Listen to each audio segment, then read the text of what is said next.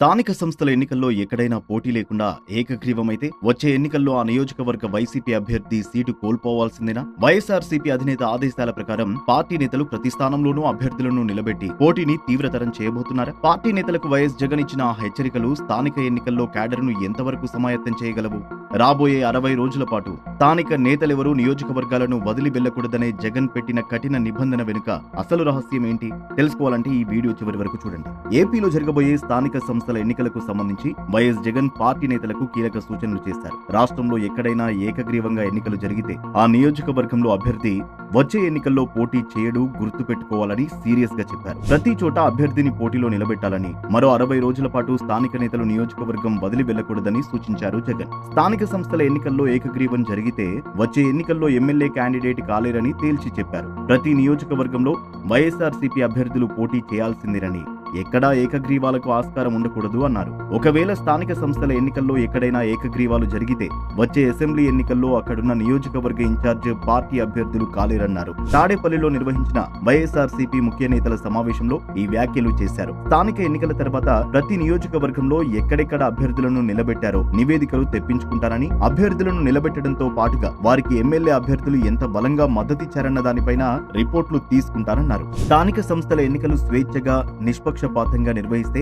కూటమికి వ్యతిరేకంగా ప్రజలు తీర్పు ఇస్తారని జగన్ వ్యాఖ్యానించారు. ఏపీ ప్రభుత్వం స్థానిక సంస్థల పదవులకు ప్రత్యక్ష ఎన్నికలు నిర్వహిస్తామని చెబుతోందని, ఈ నిర్ణయం వైఎస్ఆర్సీపీకి అనుకూలమని వ్యాఖ్యానించారు. అందుకే స్థానిక సంస్థల ఎన్నికల్లో బలమైన అభ్యర్థుల్ని పోటీ చేయించాలని సూచించారు. ఒకవేళ అవసరం అనుకుంటే కార్యకర్తలకు అండగా నిలిచేందుకు పార్టీ నేతల కుటుంబ సభ్యులను పోటీకి దింపడానికి వెనకాడొద్దని సూచించారు. ప్రతి స్థానంలో ప్రజల గొంతు వినిపించేలా, పార్టీ కార్యకర్తలకు భరోసా కల్పించేలా పోటీ చేయాలన్నారు. స్థానిక సంస్థల ఎన్నికల్లో పార్టీ కార్యకర్తల కోసం నేతలు గట్టిగా నిలబడితేనే సార్వత్రిక ఎన్నికల్లో కార్యకర్తలు నేతల కోసం గట్టిగా నిలబడతారన్నారు.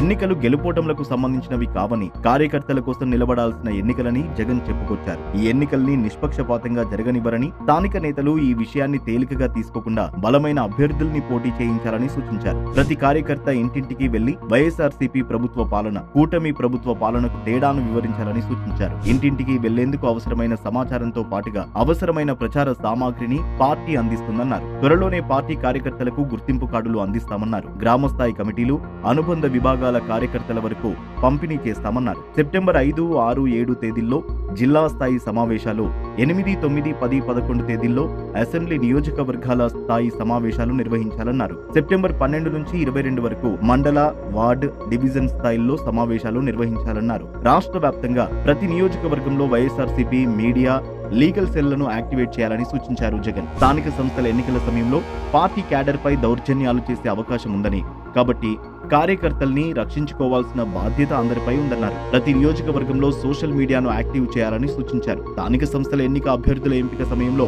ఈగోలకు అవకాశం ఇవ్వకూడదని, అందరినీ కలుపుకుని ముందుకు సాగాలన్నారు. అన్ని నియోజకవర్గాల్లో నేతలు మరో 2 నెలల పాటు క్యాడర్ కు అందుబాటులో ఉండాలని, నియోజకవర్గం దాటి వెళ్లకూడదు అన్నారు. స్థానిక సంస్థల ఎన్నికల్లో పోలీసులు న్యాయంగా వ్యవహరించాలని, ఒకవేళ అలా జరగకుండా కార్యకర్తల్ని వేధించేవారిని, అన్యాయం చేసేవారి వివరాలను నమోదు చేయాలని సూచించారు. చట్ట విరుద్ధంగా వ్యవహరించిన అధికారులపై భవిష్యత్తులో చర్యలు తీసుకుంటామన్నారు.